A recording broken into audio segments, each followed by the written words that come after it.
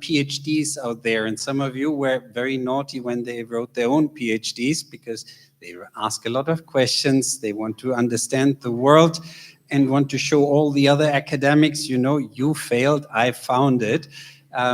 We are very happy of those PhDs like Sara who are looking into why observatories are successful or why they are failing. And you are not the first, but now as you have had the opportunity to hear and to listen to everybody, we are very curious how you are concluding from your perspective on what are the lessons learned for observatories and your own PhD. She is, by the way, doing her PhD with Raúl, who is the observatory, who's also running the observatory from the Canary Islands, and speaks German. What a surprise in this round, right? So, thank you very much, Dirk, for introducing me. It's a real pleasure for me to be here and to present some of the preliminary results of my PhD. So my name is Sara García Altmann, and I'm doing PhD at the University of La Laguna in Tenerife in the Canary Islands. And yeah, so today I will be presenting some of the main challenges and also main drivers for the success of tourism observatories. So I will start with a really brief introduction. As I'm the last presentation, I will try to be as brief as possible. But yeah, so I want to start saying that tourism observatories are really important. Don't know if you noticed, but they are really important tools in the tourism destinations aimed at transforming raw data into actionable knowledge. And also important to mention that evidence-based decision-making is a really complex process, and that's why tourism observatories are necessary. However, in the tourism literature, in the scientific literature, about tourism observatories has not been so much discussion so far. But at the practical level, we have the INSTO network, which is the most relevant reference at international level. And yeah, so I used the INSTO network as a case study for this research, and I had the pleasure to interview 28 observatories, which are here, most of them. And I will not go into detail, but I ask you about your main tasks, objectives, relation with stakeholders, the perceived usefulness from your point of view, and also main challenges. So actually, I still have to organize a bit the results, but at the moment, so far, we have found some common challenges about among tourism observatories at the global level. They are listed, the list is actually much longer, but here are the most frequently mentioned. Among the most prominent is obviously the funding and the financial constraints, which is crucial for tourism observatories when we take into account that monitoring has to be a long-term process. Then also there are often difficulties in data collection, especially when it comes to collect data from stakeholders, and especially from the non-hotel sector, as for example, vacational rentals, which can be sometimes hard to get this kind of data. Then obviously stakeholder engagement, and this challenge does not only depend on the observatory itself, so sometimes can be hard. Then also political institutional challenges can arise. Then the integration of different sources of data, especially when observatories try to combine statistical sources, traditional statistical sources with new sources with big data sources. Then also balancing the local and national priorities can become a challenge. Then of course, to find the right people who are able to transform this data into knowledge. And of course, the monitoring of social and environmental indicators, which can sometimes be hard to find this kind of data. So I would like to leave the challenges behind and try to focus a bit on some kind of examples of successful observatories, or how some observatories of this network have addressed these challenges. For example, one observatory addressed the challenge of the funding by aligning its priorities with the priorities of the government. So this observatory was initially more focused on having, like, collecting data on a lot of different indicators, but now is trying to focus on specialized issues, such as, for example, the vacational rentals, which is the priority right now for the government as well. And in this way, the observatory secured, like, funding in a more long-term funding, and at the same time gained a bit more political support. Then, for example, another observatory in Mexico demonstrated that with examples on how to use data for policy making, with specific examples, and they engage the stakeholders. In this way, the stakeholders try to understand the practical value of the observatory and keep and are being, like, more engaged. So also to have, of course, regular stakeholder meetings is important. And so another observatory was struggling with the staff change and when political changes, and they tried to generate a kind of guidelines on what and how, like, a procedure for the procedures on how to measure and how the observatory operates.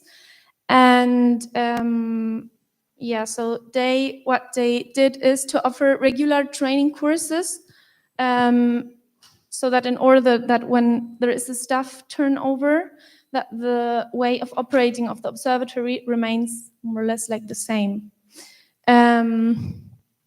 Then another observatory tried to address the challenge of finding skilled human resources by building stronger relationships with universities. And in this way, they engaged PhD students and researchers in data collection. And so in this way, the observatory reduces operational costs and at the same time benefits from skilled personnel from the universities. Then the last example I have here is from an observatory in Portugal, which tried to address two challenges at the same time. It's the challenge of data collection and also stakeholder involvement. They created a platform in which they ask businesses about their data, but they give the businesses a return. This platform calculates when businesses introduce their data, the platform calculates the kind of sustainability certifications these businesses are able to obtain. So these are some examples of success from observatories themselves, but also another part of my PhD research was to gain some insights of international experts about their perception of the success of tourism observatories. Here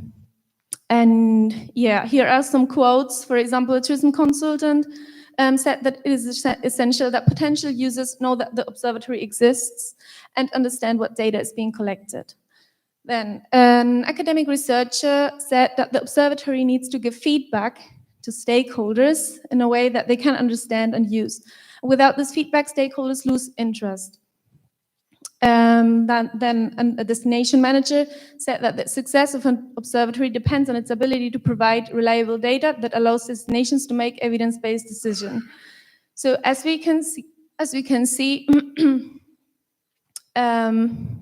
the experts focused a lot on actually a theme that we have talked a lot today about, which is collaborative approaches.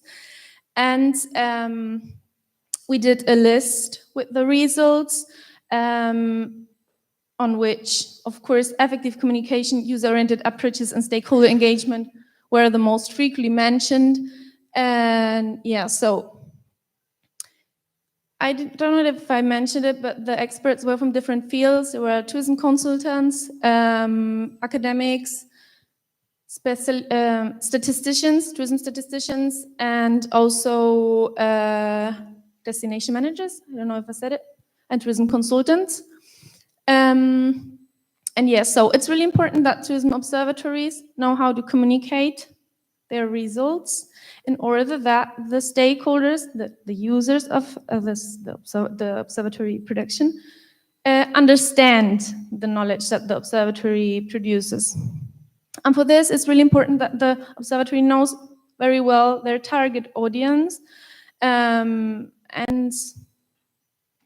because not all stakeholders or all data users have the same understanding, the same background, or even the same level of digitalization.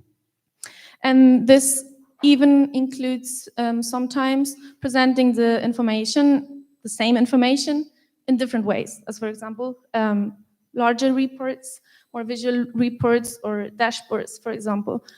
Then it's also important that in order to the information of the observatory to be used, it's important that the observatory produces usable information that stakeholder needs. So they should sometimes ask stakeholders what they want or need to know in order to create that feedback loop that we also mentioned, that Dr. Sergio mentioned before, or even Dr. Marianne. And so that is ask what to be measured, measure it, communicate it in a way that it's understandable, and for this, stakeholder engagement is crucial. So even when stakeholders see the value in the observatories, they automatically, in theory, will be more engaged and will be more engaged with the observatory, even sometimes contributing with, sharing their data, for example. Then, of course, skilled human resources, as I said before, is really important to find the right people who are able to produce, to do the transformation of data into useful knowledge, and to precisely address this kind of data decision-making gap which exists. Then, of course, stakeholder meetings are also really important. Then also coordination with the data producers, for example, avoiding duplication efforts.